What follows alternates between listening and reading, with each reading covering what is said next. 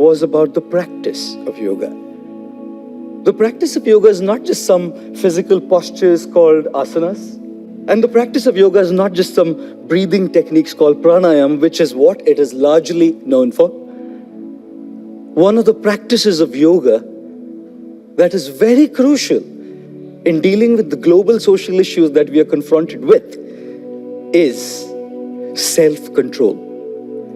Ladies and gentlemen, there is no question of dealing with these challenges unless we learn the art of self-control. How many of you here have eaten something when your mind wanted it? Thank you very much. How many of you here have said something to someone when your just mind wanted it? Thank you. How many of you have walked into a shopping mall or into a branded store to buy something when your mind said it? I think we live in a world where we have all become, excuse my jargon, servants and slaves to our mind. What if we learn to reverse the situation and rather than being slaves to the mind, learn to be masters to the mind, where rather than the mind being in our control, we are in control of our minds. The pathetic state of the world that we are in today, however, is because, like Mahatma Gandhi said, there is enough in the world for everybody's need, but there's not enough for one man's greed. It's lack of self-control that makes people greedy. It's lack of self-control that makes us consumers, consuming at the cost of all of those resources that nature provided us so that we can sustainably live and create a legacy of sustainability for the future generations. Unfortunately for us, however, we don't look at it that way. Consumption is not a problem. We need to live in the world, we need to consume. But should that consumption be at the cost of everything that provides us and everything that gives us? And which is why I do believe that when we are slaves and servants to the mind, we are consumers. But when we are masters to our mind, we are contributors. One of the Sustainable Development Goals of the United Nations is responsible production and consumption.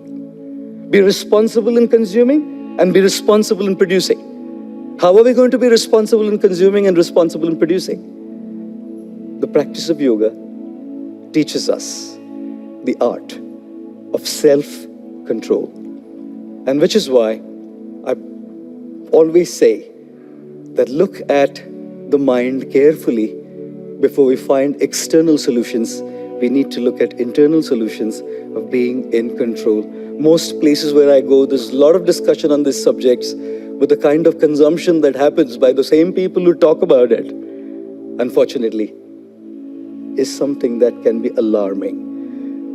And the last dimension of yoga that I wanted to mention about is a process. Yoga is a process that goes even beyond the mind to connect to your very essence, to your very self, and to connect to the divine and to divinity. And that spiritual dimension of yoga can lead to a very powerful contribution. That's called selflessness. The process of yoga, spiritual purification, leads to selflessness. How many of you love ice cream? Okay, thank you. But there's a problem with ice cream there. It's fantastic to taste ice cream. The issue with ice cream is its ideology. The ideology behind the ice cream is enjoy it before it melts. And the thing is, life is such as well. It melts away. And people who believe in the ideology of the ice cream say, enjoy your life before it melts. A very selfish ideology. Narcissistic and self-absorbed. Contrast that with the candle. What is the ideology behind the candle? Give light to others before it melts. An ice cream melts and a candle melts. But an ice cream is all about narcissistic self-absorption, and a candle is about selfless contribution. Ladies and gentlemen, it is time now that we need to help ourselves and people slowly make that shift from being an ice cream to a candle.